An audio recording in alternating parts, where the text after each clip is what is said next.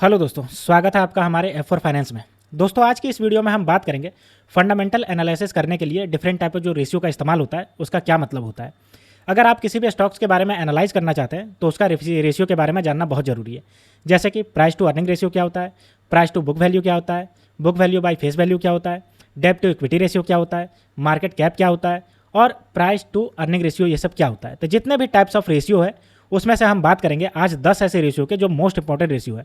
अगर आप इन सब रेशियो को समझ जाएंगे तो आप किसी भी स्टॉक्स को एनालाइज करना सीख जाएंगे और आपको कोई दिक्कत नहीं होगी किसी भी स्टॉक्स के बारे में एनालाइज करने से। ठीक है, तो चलिए दोस्तों इसको शुरू करते हैं और एक एक करके सारे स्टॉक्स के रेशियो के बारे में हम एनालाइज करके देखते हैं। तो चलिए दोस्तों वीडियो शुरू करते हैं और सारे रेशियो के बारे में समझते हैं। लेकिन दोस्तों, अगर आपने मेरे चैनल F4 फाइनेंस को अभी तक सब्सक्राइब नहीं किया तो मेरे चैनल को सब्सक्राइब कर दीजिए और बेल आइकन को ऑन कर दीजिए ताकि ऐसे ही स्टॉक मार्केट से रिलेटेड वीडियो आप तक आसानी से पहुंच सके और आप स्टॉक मार्केट से अपडेटेड रह सके। तो चलिए दोस्तों, सबसे पहले हम देखते हैं कि ये सब रेशियो जो है वो कैसा दिखता है। किसी भी स्टॉक्स को लेकर के एग्जाम्पल हम सारे रेशियो को पहले देखते हैं, उसके बाद हम एक एक करके एनालाइज करेंगे। तो ये हम स्क्रीनर पे आ गए हैं और स्क्रीनर पर हमने टाटा मोटर्स लिमिटेड का जो शेयर खोल लिया। ठीक है, अब यहाँ पे देख सकते हो मार्केट कैप यहाँ पे दिया हुआ है, स्टॉक पी दिया हुआ है, ROC यहाँ पे दिया हुआ है, इंडस्ट्री पी यहाँ पे दिया हुआ है। आगे अगर बात करते हैं तो करंट प्राइस दिया हुआ है, बुक वैल्यू दिया हुआ है, ROE दिया हुआ है, EPS दिया हुआ है। आगे अगर बात करें तो हाई एंड लो दिया हुआ है, डिविडेंड यील्ड दिया हुआ है, फेस वैल्यू दिया हुआ है और डेब्ट टू इक्विटी दिया हुआ है। तो ये जो इतना डेटा दिया हुआ है, इसी डेटा को देख करके अगर आप इस सब रेशियो को समझते हो तो आप एनालाइज कर पाओगे कि ये जो टाटा मोटर्स का जो स्टॉक है ये कैसा परफॉर्म कर रहा है, साल भर में कैसा परफॉर्म किया, महीने में कैसा परफॉर्म कर रहा है और ये आने वाले समय में कैसा परफॉर्म करेगा। ठीक है, तो अगर आप नहीं जानते हो कि ये ROC का क्या मतलब होता है जो 20.1% है, ROE का मतलब क्या होता है जो 49.4% है, इस फेस वैल्यू का क्या मतलब है जो 2 रुपया है, डेब्ट टू इक्विटी 1.26 है, इसका क्या मतलब होता है, EPS ये 94 रुपया 5 पैसा है, इसका क्या मतलब है। अगर इन सब के बारे में नहीं जानते, पी जो 11.1 है इसका क्या मतलब है, बुक वैल्यू 255 रुपया इसका क्या मतलब है, तो आप किसी भी स्टॉक्स को एनालाइज नहीं कर पाओगे। किसी भी स्टॉक्स को आप खरीदने के समय नहीं डिसाइड कर पाओगे कि कैसे खरीदे, ये हमारा ओवर वैल्यूड तो नहीं है, अंडर वैल्यूड तो नहीं है, आगे आने वाले समय में कैसा परफॉर्म करेगा। तो चलिए एक एक करके सबको एनालाइज करते हैं। ठीक है, तो हम ये आ गए हैं वर्डपैड पे। आज के बारे में हम जिस जिस रेशियो को एनालाइज करेंगे उसके बारे में सबसे पहले मैं आपको बता दूं। तो सबसे पहला हम एनालाइज करेंगे पी रेशियो क्या होता है, दूसरा हम एनालाइज करेंगे PB रेशियो क्या होता है, तीसरा हम एनालाइज करेंगे ROE क्या होता है। ठीक है, चौथा हम एनालाइज करेंगे ROCE क्या होता है, पांचवा एनालाइज करेंगे EPS क्या होता है, अर्निंग पर शेयर क्या होता है। छठा अगर हम एनालाइज करेंगे तो बात करते हैं बुक वैल्यू क्या होता है, बुक वैल्यू क्या होता है। उसके बाद अगर हम बात करें तो अगला जो है वो फेस वैल्यू क्या होता है। ठीक है, उसके बाद अगर हम अगला बात करते हैं तो अगला बात करेंगे मार्केट कैप क्या होता है, कैप जिसको मार्केट कैप बोलते हैं ये क्या होता है। और अगर हम बात करते हैं तो डेब्ट टू इक्विटी रेशियो, डेब्ट टू EQUITY इक्विटी रेशियो ये क्या होता है। तो देखते हैं, ये 10 हो गए। देखिए 1 2 3 4 5 6 7 8 9 और 10वां अगर हम बात करते हैं तो डिविडेंड के बारे में एनालाइज करेंगे, डिविडेंड क्या होता है। तो ये टोटल 10 हो गए। तो हम इन्हीं सब 10 के बारे में आज की वीडियो में एनालाइज करेंगे जिससे आपको एक आइडिया हो जाएगा किसी भी स्टॉक्स को खरीदने के बारे में कि इन सब का क्या मतलब होता है। ठीक है, तो चलिए एक एक करके शुरू करते हैं। तो मान लेते हैं कि ये कंपनी कोई A है, इस कंपनी को लेकर के एनालाइज करेंगे। तो सबसे पहले हम बात करते हैं कि इसका P रेशियो क्या होता है। तो P रेशियो होता है प्राइस टू अर्निंग रेशियो। इसका मतलब होता है price PRIC price by earning EARNING earning. अब यहाँ से आपको समझ में आ रहा होगा प्राइस को जब अर्निंग से डिवाइड करते हैं तो जो रेशियो आता है उसी को बोलते हैं प्राइस टू अर्निंग रेशियो। अब इसको कैसे निकलते हैं, मान लेते हैं कि ये जो कंपनी A है इसका एक शेयर अभी मान लेते हैं ये 100 रुपया में मिल रहा है। ठीक है, और इस कंपनी के टोटल शेयर की बात करते हैं तो टोटल 1000 शेयर है मार्केट में। ठीक है, मार्केट में या फंडा ये आपके इसके जो प्रमोटर हैं इन सबके मिला करके 1000 शेयर है। तो 1000 शेयर है ये, और इस कंपनी ने एक साल के अंदर जो अपना प्रॉफिट कमाया है वो मान लेते हैं कि 10,000 कमाया है, 10,000 कमाया है। तो पर शेयर पे इसका प्रॉफिट कितना हुआ, पर शेयर पे इसका प्रॉफिट हुआ 10,000 डिवाइडेड बाई 1,000। अब 10,000 डिवाइडेड बाई अगर 1,000 करेंगे तो ये कितना आ गया, 10 रुपया आ गया। तो पर शेयर पे इसको जो है वो 10 रुपया का प्रॉफिट हुआ। तो ये इसका अर्निंग हो गया एक शेयर का, और इसका शेयर प्राइस कितना है, 100 रुपया का शेयर प्राइस है।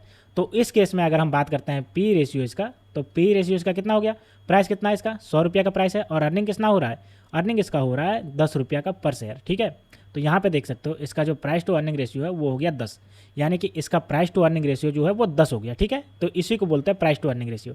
इससे हमें ये पता चलता है कि हम 1 रुपया कमाने के लिए कितना रुपया हम जो वो पे कर रहे हैं। अगर ये कंपनी 1 रुपया कमा रही है तो हम उसके बदले कितना रुपया दे रहे हैं। तो इस केस में हम इस कंपनी से 1 रुपया कमाने के लिए 10 रुपया दे रहे हैं, यानी कि ये कंपनी जो है वो 1 रुपया कमा रही है और इसके लिए हम इसका जो शेयर खरीद रहे हैं वो 10 रुपया दे करके खरीद रहे हैं। समझ में आ गया? इससे हमें पता चलता है कि कंपनी कितनी महंगी है, कंपनी कितनी सस्ती है, कंपनी अंडर वैल्यूड है या ओवर वैल्यूड है। ठीक है, अगर इंडस्ट्री पी अगर किसी कंपनी के पी से कम है तो इसका मतलब है कि जो ये कंपनी है वो आपकी ओवर वैल्यूड है, क्योंकि इसका जो पी है वो ज़्यादा है।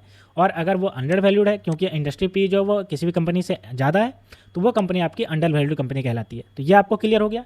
तो इससे आपको पता चलता है कि कोई कंपनी जो है वो अंडर वैल्यूड है या फिर ओवर वैल्यूड है। ठीक है, अब हम अगले टर्म की बात करते हैं, इसी कंपनी को, ये कंपनी का फेस वैल्यू क्या होता है। आपने देखा अभी पिछला मैंने दिखाया कि फेस वैल्यू, तो फेस वैल्यू होता क्या है।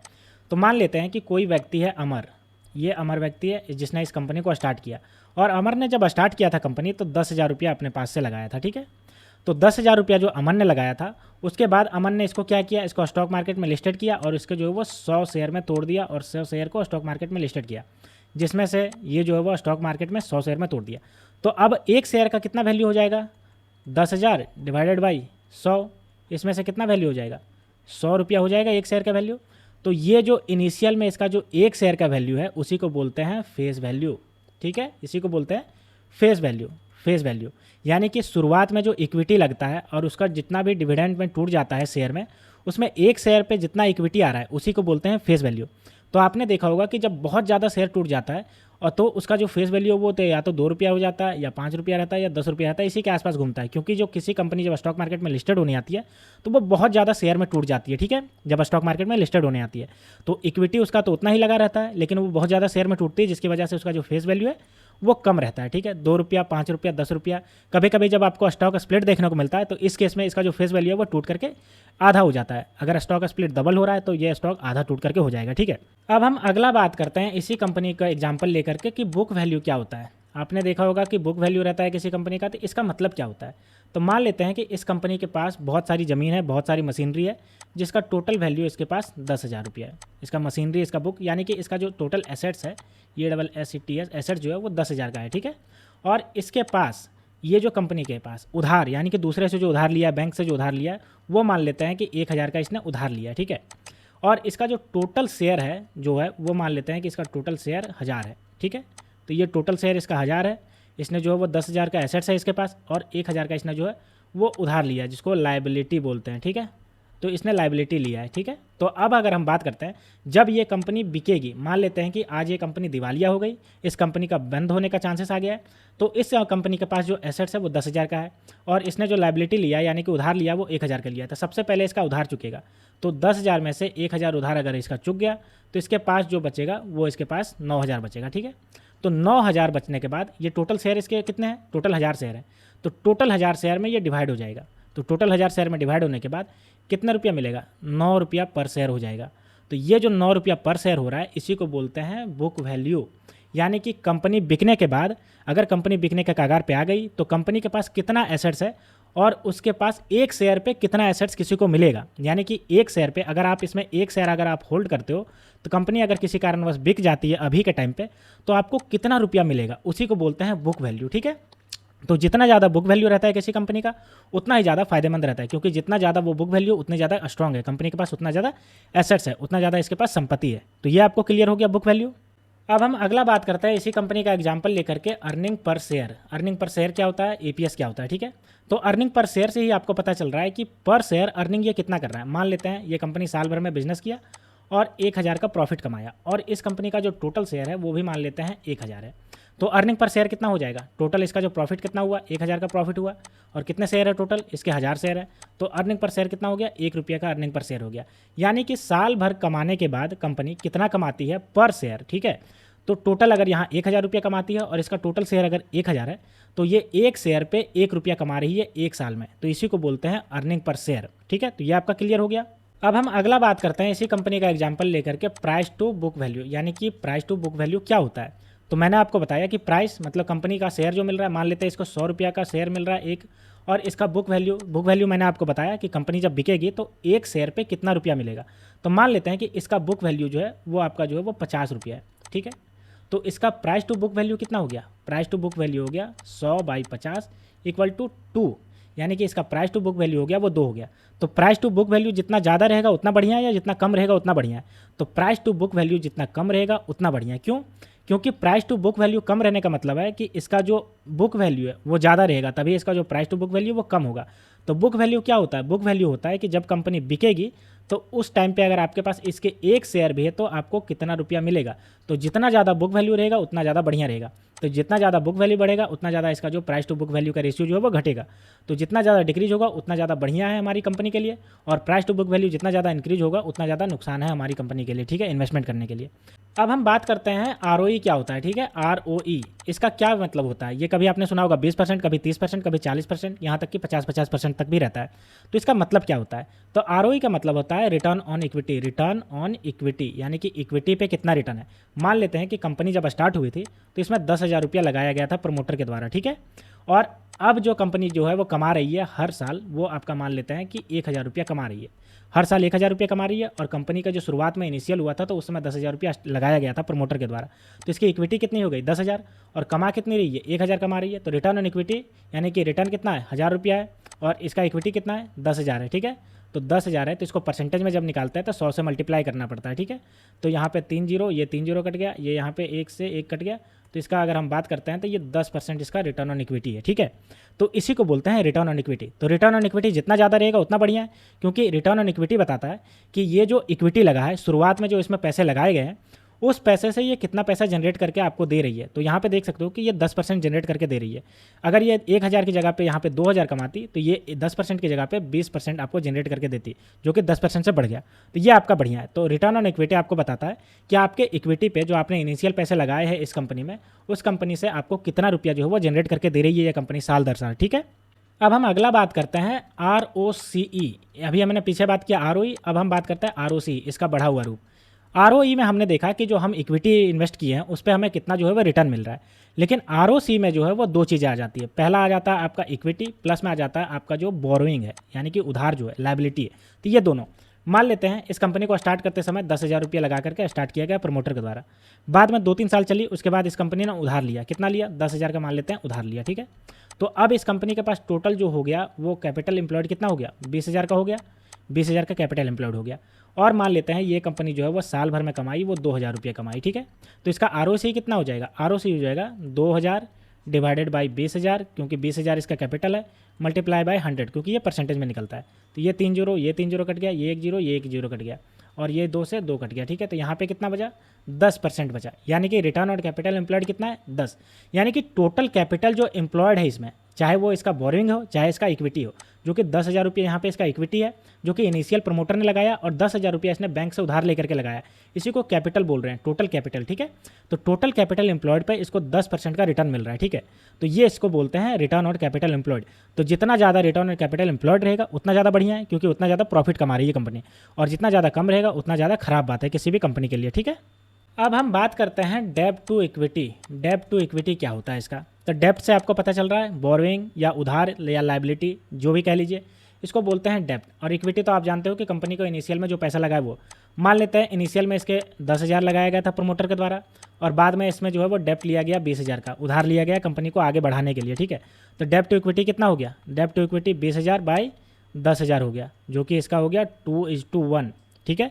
तो कभी भी डेब्ट टू इक्विटी रेशियो अगर 2:1 से कम है तो सही है, लेकिन अगर 2:1 से ज़्यादा बढ़ गया, मान लेते हैं 3:1 हो गया, तो ये आपका नेगेटिव है। इस सब कंपनियों से आप बचो, क्योंकि ये बहुत ज़्यादा रिस्की कंपनियाँ हो। क्यों रिस्की कंपनी है? क्योंकि अगर 3:1 का मतलब है कि इसने जो है वो 30,000 रुपये जो है लगाए हैं, और इसका 10,000 रुपया ही इक्विटी है, यानी कि 20,000 इसने उधार लिया है। तो उधार जितना ज़्यादा लेगा उतना ज़्यादा इंटरेस्ट चुकाना पड़ेगा, और कंपनी अगर वेल परफॉर्म नहीं कर पाई तो 3:1 वाली कंपनी जो है वो नेगेटिव चली जाएगी। कंपनी का बहुत ज़्यादा इंटरेस्ट बढ़ जाएगा, बोझ बढ़ जाएगा, और कंपनी उतना ज़्यादा परफॉर्म नहीं कर पाएगी, और at the end of the day company का बहुत ही दिन आ जाएंगे, ठीक है। इसलिए 2:1 अगर किसी का डेब्ट टू इक्विटी रेशियो है तो वहाँ तक सही है, लेकिन इससे कम रहेगा तो और बढ़िया है, लेकिन इससे जो है वो आगे नहीं बढ़ना चाहिए, वरना बहुत ज़्यादा रिस्की मानी जाती है कंपनी। तो डेब्ट टू इक्विटी हमें बताता है कि हमारे पास इक्विटी कितना है और उसके एवज में हमने कितना ज़्यादा उधार ले लिया है। तो 2:1 से अगर ज़्यादा जा रहा है उधार तो ये हमारे लिए नेगेटिव वाली बात है, ठीक है। अब हम अगला बात करते हैं कि डिविडेंड क्या होता है। आपने बहुत बार सुना होगा कि डिविडेंड वाली कंपनी में पैसे लगाइए, क्योंकि आपको जो है वो पैसिव इनकम मिलता रहेगा। तो इसी को बोलते हैं पैसिव इनकम। पैसिव इनकम जो है वो इसी को बोलते हैं, इसी डिविडेंड को बोलते हैं पैसिव इनकम। अब होता क्या है, देखिए, ये कंपनी ए है, इसने साल भर में मान लेते हैं 1,000 रुपया कमाया, ठीक है। अब इसका टोटल शेयर जो है वो टोटल शेयर 100 है, मान लेते हैं इसका टोटल शेयर जो है वो 100 है, और टोटल रुपया कितना कमाया, 1000 रुपया। अब कंपनी जो है वो डिसाइड करती है कि हम डिविडेंड देंगे। कितना डिविडेंड देंगे, मान लेते हैं कि कंपनी कहती है कि 1000 रुपया में हम 500 रुपया जो है वो डिविडेंड में बांटेंगे और 500 रुपया हम इसको रिजर्व एंड सरप्लस में डाल देंगे। तो इस 500 रुपया को ये 100 शेयर में डिवाइड करेगी, तो 100 शेयर में डिवाइड करने पर शेयर कितना मिलेगा, 5 रुपया मिलेगा। तो यही 5 रुपया जो है वो उसी को बोलते हैं डिविडेंड। अगर आपके पास 2 शेयर है तो आपको कितना मिलेगा, 5 × 2 = 10 रुपया आपको मिलेगा। आपको कुछ नहीं करना पड़ा, सिर्फ और सिर्फ आप ये 2 शेयर पकड़ करके बैठे हो इस कंपनी को, और कंपनी ने 1000 रुपया जो है साल भर में कमाया, 500 रुपया डिविडेंड देने की बात करी, तो 100 शेयर थे इसके, तो एक शेयर पे 5 रुपया आया। तो आपके पास 2 शेयर है तो आपको जो है वो 10 रुपया मिल गया। तो इसी को बोलते हैं डिविडेंड। यानी कि कंपनी जो पैसे कमाई है, तो चूंकि आप इसमें इन्वेस्टर हो, आपके पास इसका 2 शेयर हो, तो आप इसके मालिक हो, तो कंपनी जो भी पैसे कमा रही है तो आप जितना भी आप इसके मालिक हो उतना आपको शेयर मिल रहा है। तो इसी को बोलते हैं डिविडेंड। ठीक है, आई होप आपको ये क्लियर हो गया होगा। अब हम लास्ट डेटा की बात करते हैं जिसको बोलते हैं मार्केट कैप या फिर एम कैप भी बोलते हैं। तो मार्केट कैप क्या होता है तो मैं समझाता हूँ।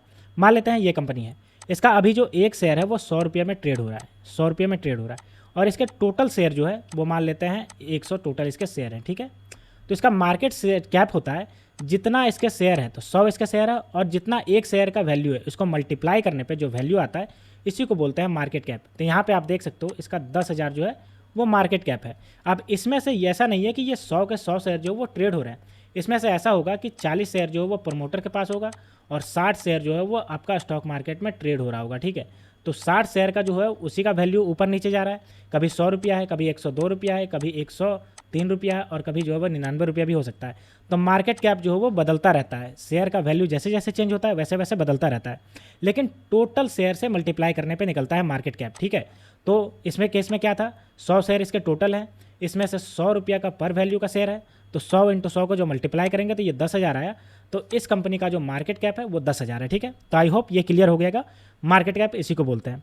तो दोस्तों अभी जो मैंने आपको 10 रेशियो के बारे में बताए, ये सब जानना बहुत जरूरी है किसी भी स्टॉक मार्केट में किसी भी स्टॉक को एनालाइज करने के लिए। अगर आप इन सबको अच्छे तरीके से समझ गए तो आप किसी भी स्टॉक्स को आप इसके बस रेशियो को देख करके समझ सकते हो कि स्टॉक जो है वो कैसा परफॉर्म कर रहा है। तो अगर इससे रिलेटेड आपके कोई भी क्वेरी हो, कोई भी चीज़ आपको नहीं समझ में आए हो, तो आप मुझे कमेंट सेक्शन में पूछ सकते हैं। तो मिलते हैं दोस्तों नेक्स्ट वीडियो में, तब तक के लिए स्टे ट्यून्ड, थैंक यू।